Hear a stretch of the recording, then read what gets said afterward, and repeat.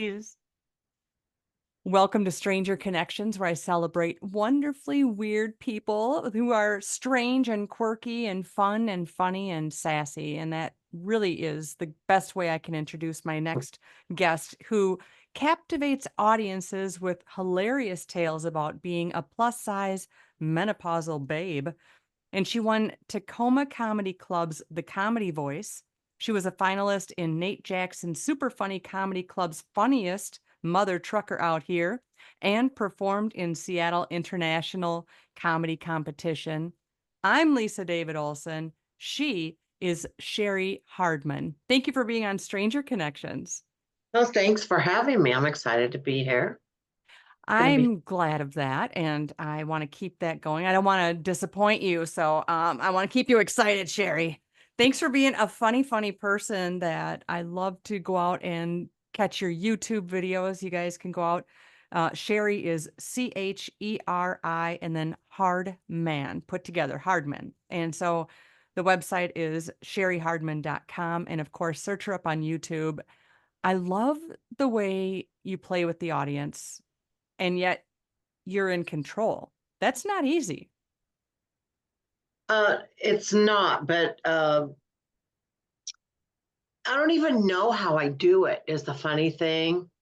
I just know that I will do it before I go up there. It's like if say it's a chaos bar room and everybody's been bombing before me, I'm always like, oh, it'll be fine once I get up there. And then it is. And then I'm like, I don't know how that happens, but it just does.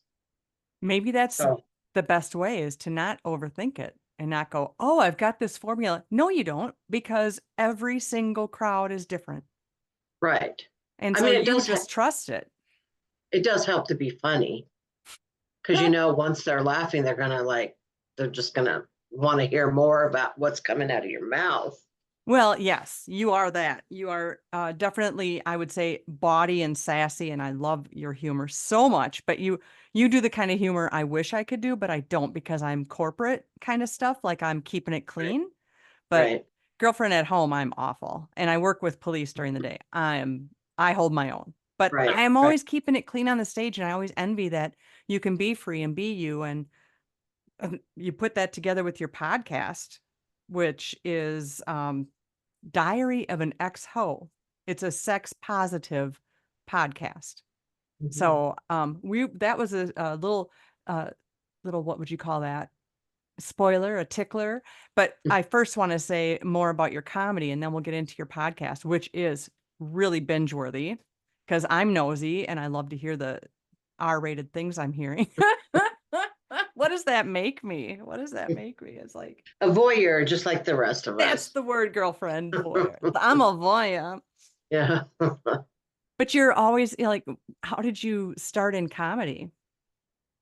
I was 54 years old, and What? I thought for a bucket list item, I was just gonna do an open mic once. Oh my gosh.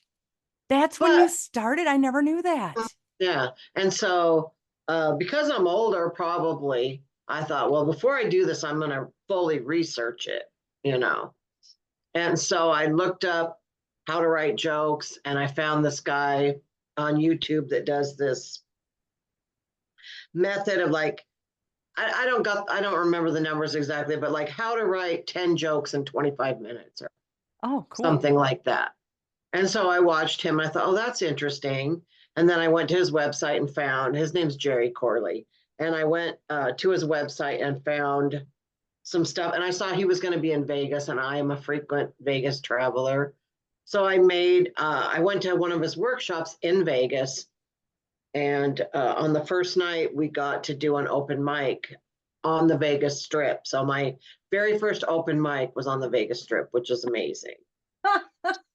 Let's just do that. Why not? Yeah. And I remember he said to me that night, "You're so funny. You have to do this. Like, I would pay to see you."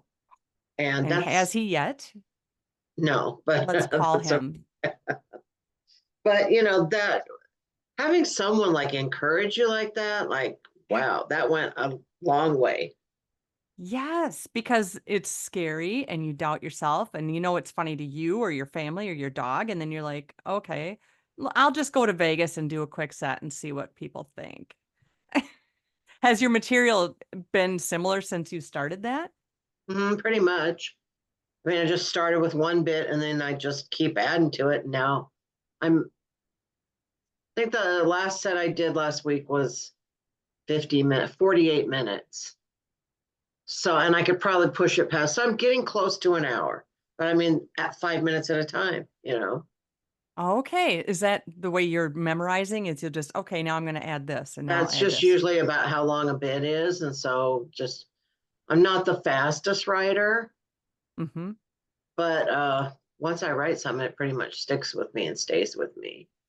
So So, a lot of comics have their different things. I keep paper by the bed because that's, when you're half asleep, your mind is actually more open. Or I've woken myself up laughing, although it turns out it wasn't really funny stuff. So I'm kind of a liar in my sleep. But what do you do to keep your notes? I mean, talking into the phone. you know, I, well, I'm 63 now. And so I forget a lot of stuff just naturally because of my age.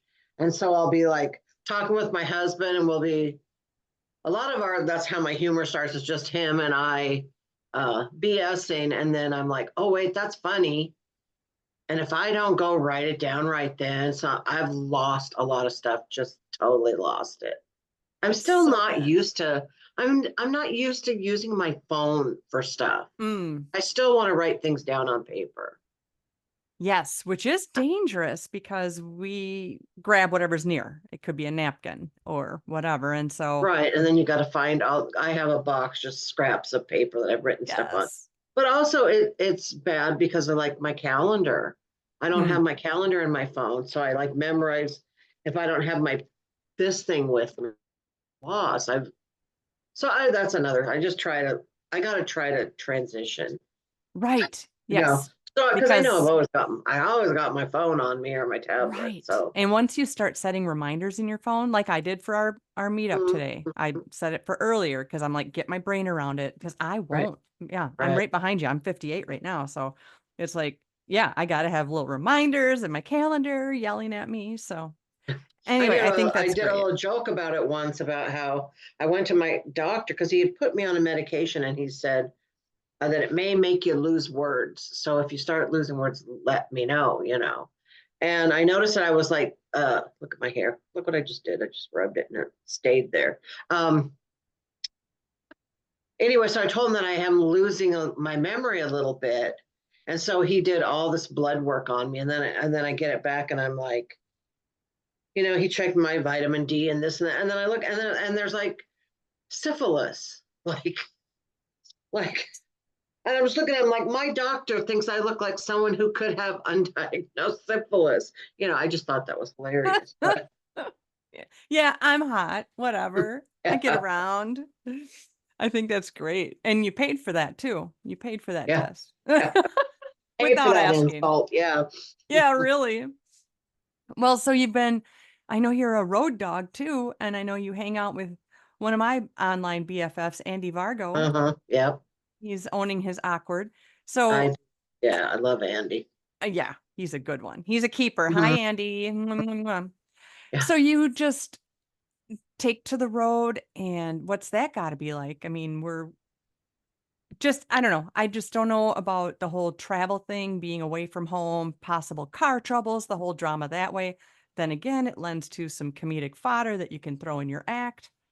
Right. Well, we had a really good trip back in wherever it was, March or April. I forget even when we went, but we're doing the Diary of an Ex-Ho, the live version. And so Carol, Andy, and I went down to Oregon. We had 4 stops, and it was really fun. But there's so much to consider, like hotel rooms. So, like, if I have to think about who am I going to bring with me because I can't bring some single male straight comic to sleep in the same room with me. Like, I mean, I could, but my husband Mhm. wouldn't like it. So Right. you have to think of just stuff like that. And like, I have driving phobia, so I have to find people who are willing to drive where there's bridges or anything I'm afraid of, you know. Oh, no. Um, but I mean, I can do here to Portland, Seattle to Portland just fine. Yeah. Um, so there's a lot of that kind of stuff to it. And then, a lot of times uh, paying for hotels and stuff, you're not really making that much, if any, money. Mm. You're just No. going really to be seen and to, do all this. I mean, if you come out even sometimes, uh, that's pretty good. Yeah, If I you didn't don't pay out think for, people know that part. I think they assume that you are being wined and dined and here's your room and here's your dinner tickets and all that. No, comics are not. They're well, you paying their are gas and when you're sure. bigger and famous, yeah. But Right. at my level, no, I'm paying for everything. Right. Right. So, But what about this live show you're doing? Tell me how that's going. What do you do? well, it's great because first of all, I started off with the podcast where I just talked to comedians about their love lives. And then I started thinking, like, this would be a great live show. So there's me and then three comedians. They each do like a 15-minute set while they're up there, the audience is sending in on their phone, they're sending in questions to the comedians, like about their love lives. And so the last part of the show is a Q&A, and we have prizes for the audience members who do like the best questions. And I also tell them they can write their own 2-sentence hoe story. So we've had people send in cute little hoe stories, and uh, it's a really fun show. It's just so fun. And Yeah. it's called Diary of an Ex-Hoe. Does that mean you were a hoe? Well, uh, yeah, Ooh, yeah. I got a whole episode just that's me telling all. So ooh, girl. no, but I got around when I was younger. So Nice. yeah, but I'm finding like younger people now, they have a bunch of weird stuff that I've never even heard of. So, we're not going to Well, get into the gory details of that, but it's like, wow. oh my gosh. And so the younger the comic that you interview, the more you find out like, oh, I forgot to try that when I was younger. Yeah, like Like, on one of the live shows, someone sent something in. I had to Google it because I didn't even know what it was. You know, I'm like, wait a minute. But I said, I guess you can teach an old hoe new tricks, because I didn't know that one. So, back in but our day, we couldn't just Google it. We had to we had to be shown. yeah, right. Had to go to the library, Yeah, um, right. or go to the porn store. But one of the main reasons that I'm doing this show is because I'm getting such I don't know how to say this without sounding like an asshole, but kind of I feel being discriminated against, certainly for being uh, an older woman Mm. who does sexually themed material. I'm so, oh, she's so dirty. And then I'll watch the man before me talk about his dick for 15 minutes, and that's okay. And nobody says that about him. And so I'm like, okay, if they're going to talk that way about me, then that's what I'm going to be. And I'm just going to embrace it, and I'm going to make it my thing.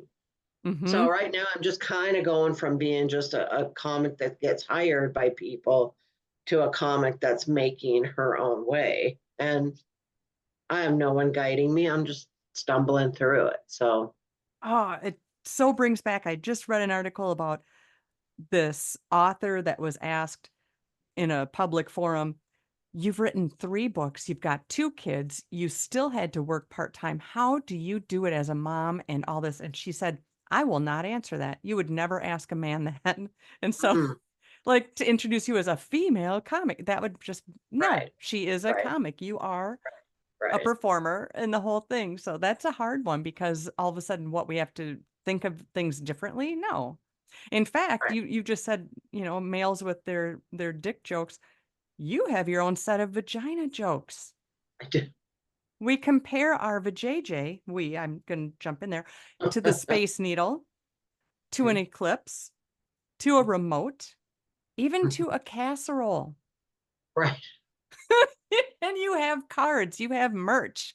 And I love this so much. How did you get on that roll? Ugh, I don't even know, but I think I just wrote one vagina joke and I thought casserole was the first one.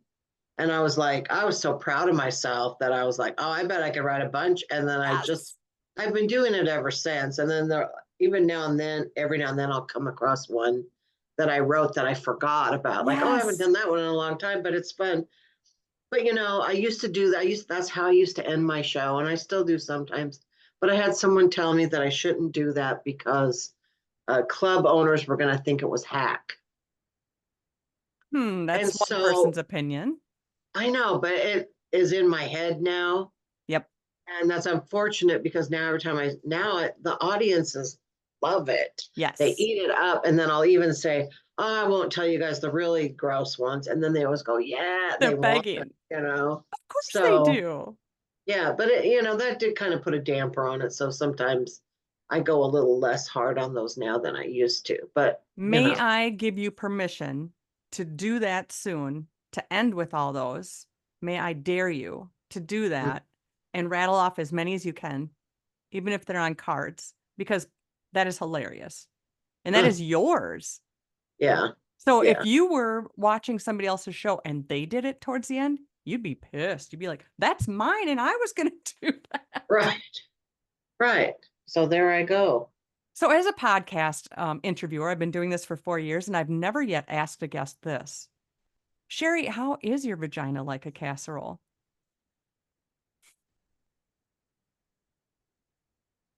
Well, my vagina's like a casserole because if I put it in front of my husband, he damn well better eat it. Plus, they're also stupid in a way that Yes. just makes them funnier. I just love. Yes. That's the kind of stuff that we remember and we're going to say later on. I think that's fantastic. Thank you. I didn't know the And that's answer. funnier to older people because we know about putting something in front of somebody and they better eat it. Like they Right. don't they don't do it like that anymore. But yeah, No, they don't. They DoorDash. They yeah, not the right, vagina, but the dinner. So, well, right. maybe you can. I don't know. That's more your realm than mine. I certainly don't know. What's Oh your yeah, favorite kind of gig to do then?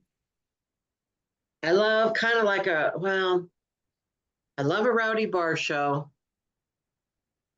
but a packed comedy club is pretty awesome too. Yeah.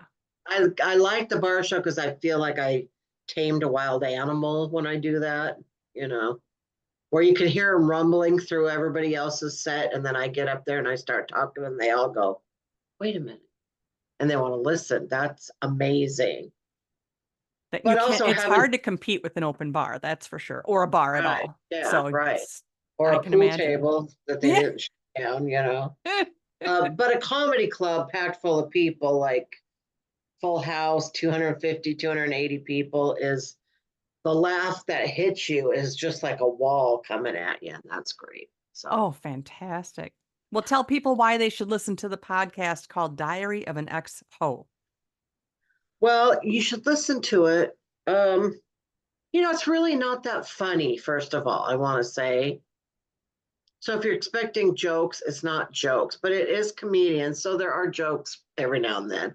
But I think more it's because these people, they trust me and they just open them. Like I'm just shocked by how they've just opened up and telling me their dirtiest, darkest secrets without batting an eyelash and become very vulnerable with me. Like I had Nate Jackson on. Nate Jackson owns the largest black owned club in the United States, and he's a big TikTok star selling out stadiums now. And he came on and was very vulnerable about how hard it is to find the woman that he wants to find, like, so there's a lot of people just laying their souls bare. And I think it will probably, if you watch it, will make you feel less alone with whatever weirdnesses you may have or whatever those thoughts or things that you've done that you never really tell anybody about. And it just normalizes all that. love that. It does normalize it. It's when I was listening, you allow that and you make it so easy to chitty chat. It's such a living room feel. It's such a, nah, we're just friends here. So it's not Mhm. going anywhere else except to outward. Right, right. You have that vibe as a host and you make it very comfortable for the listener and for the person being interviewed. So I just, yeah, everybody's got to tune into that. And is it also a video? Because I've only caught audio. I'm always Yeah. on the go. Yeah, So we got both. it does best on YouTube actually. That's Nice. where I get more views than like listens on audio podcasts. But the thing about the video podcast is that I've realized I have a habit of rocking myself all the time. So I have like this, I've written on a piece of paper, like sit still. Oh,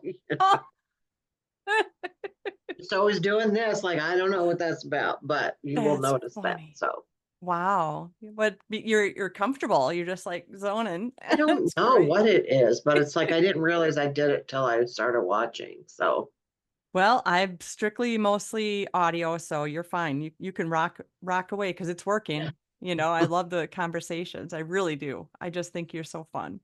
I do have to ask you to share a dare or a prank story, one you've done, one you've had done to you, maybe one that involves Andy. I don't know. I don't, well, I might be able to think of one that has Andy, but the one that I can think of, and this is going back in the day when everybody we all had house phones, okay? And we were all starting to get services like call waiting and three-way calling and stuff, but it was all pretty brand new, Yeah, right? that was And highfalutin. so yeah, and so then you could pay extra to have what was I think it was star 69 where you could block so that people couldn't see that it was you calling, right? And you paid a little bit extra. There was like packet. Well, anyway, I had a friend named Scott. God rest his soul. He's no longer here with us, but we both had three-way calling. And so he had an aunt and a grandma in Minnesota. So we would get on the phone and we go, okay, go. And he would call his grandma and I would call his aunt on a three-way call. And then we would connect the calls and come back and not say anything. Ah. So this, and we do it like at 11 o'clock at night, you know. So you have these two old ladies going, hello, hello. And then they'd recognize each other's voice. Lois, you know, what are you calling for this late at night? I didn't call you. You called me. I didn't call, you know, and listen to them argue. And we would never say a word. And just and listen to these two old ladies arguing about who called who. And I'm sure they both hung up the phone and like, Lois has gone crazy, you know, like, That's so and then good. when it was over, we would hang up and we would just laugh our asses off to us. Oh, And to me, I think it is a really clever thing that he thought of it, you know. yes. Oh, Um, yes, yes, I can remember, party lines, we had that, and so, yes, yes. having caller ID, I was like I remember saying to my parents, "One day, I bet we'll even see each other when we're on the phone." I was so ahead of myself. I was Uh-huh. so, whoever invented the video chat, I was so that guy, Uh-huh. but, I said, "One day, you're gonna have to get dressed up to even make a phone call." I thought I was hilarious as a kid. And when you think back, like a lot of changes have happened in our lifetime, like Yes. crazy. But I mean, it's great, you know. I remember thinking when I was a kid, man, I wish I had a watch where I could watch TV on it. And when I was in Yes. school, I could just watch TV. Like that was the big, what I wished, you know.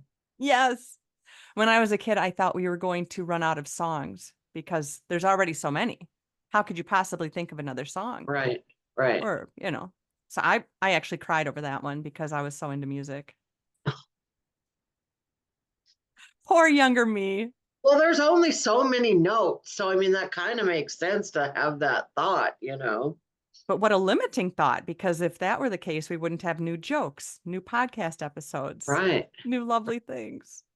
Right. Oh my gosh. So I know people can find you at cherryhardman.com and Mhm. Cheri Hardman Comedy. look up on YouTube? What's the thing? That is just my I'll tell you real quick where it came from. I used to be on a chat line and where you call and you had to make a greeting, and I didn't want to say my name or whatever, so I always just said for like years, and this just followed me. It became my email. So the Cheri is just my handle on formerly Twitter and Instagram at Cheri and that's my email, I Cheri. love it. So yeah, that yeah. But That's then good. having to spell that out for everyone every time I give it out. So it's M like Mary. CHERIHMM. Yeah. Oh my So God. Yeah, that's a lot, but it's adorable. So once people have it, they have it. So it's right. on, I saw it on Instagram. So that's fantastic. Well, where are you headed to soon? You're on the road? I am not until September and October. In fact, that's what I was doing today was booking some shows. But uh, September, I'm going back down to Oregon. So they loved us down there in Salem, especially. So Oh, great. down Well, there, yeah, enjoy the time of rest before that and causing more stories that will end up on stage. That's always good. I'm sure that scares the hell out of your husband. I don't want to be in your act. I've told him specifically. He's in my act. He doesn't mind that, but I've told him don't watch Diary of an Ex-Ho. Just don't even watch it because it will just upset you, and it doesn't matter in our life now what I Right, say. Like right. just so he does not. But Oh, he's been to the live show, so that's so cool. Well, I uh, know he's supportive of all you do, and so we sent him kisses too. right. He's a very good sport because I do a whole 5 minutes about him scratching his balls. Oh, So yes, I did see that mhm. joke. And do you mind sharing? That can Well, be our out. okay.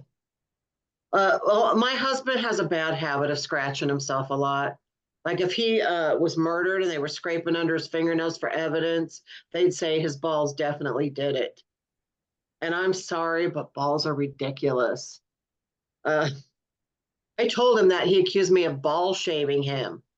I said, "What? Have the common decency to be ashamed of those things on your own." Now, a lot of times, right there, the men kind of stop laughing, like Yes. they're starting to get a little bit offended, and Yeah, mine are pretty. yeah, but I say, come on, guys. There's never in the history of the world has anyone ever said it's the third date. Can't wait to find out what his balls look like. That doesn't happen. But I don't want to body shame anybody because I get No. it. My vagina's like an eclipse. It causes a lot of excitement, but you probably don't want to look directly at it. And We don't balls have are just special glasses. balls are just wrinkled, bloated sacks, just hanging around moping, waiting for someone to pet them like a pair of neglected basset hounds. At least a penis can stand up and be proud. But the balls are just like two homely trolls hanging out with their hot friend, thinking maybe they're going to get some action because they just happen to be in the right place. It's like the penis is Dwayne The Rock Johnson. The balls are two little Kevin Harts. You changed that one. The ending, I did. That's Because it hilarious. used to be James Franco with Seth Rogen and Jonah Hill, and they kind of are out of favor right now. So I was like, I need something, especially because I would do it at Nate's Club. It's a black club. They're like, Oh, who the fuck is Seth Rogen? Beth, So what? I was talking about it to an old, kind of famous comedian named Rodney Perry, and he helped me write that new. That's So great. I love that so much. The um, visual. Oh, woman, that was hilarious. it's a fun joke. It's a fun bit. So Yes, you are amazing. Well, I'm honored to have chatted with you, Cheri Hardman. And remember that we can only be strangers once. And I invite you to stay weird. cool. I will do that. Thank you so much. Thank you.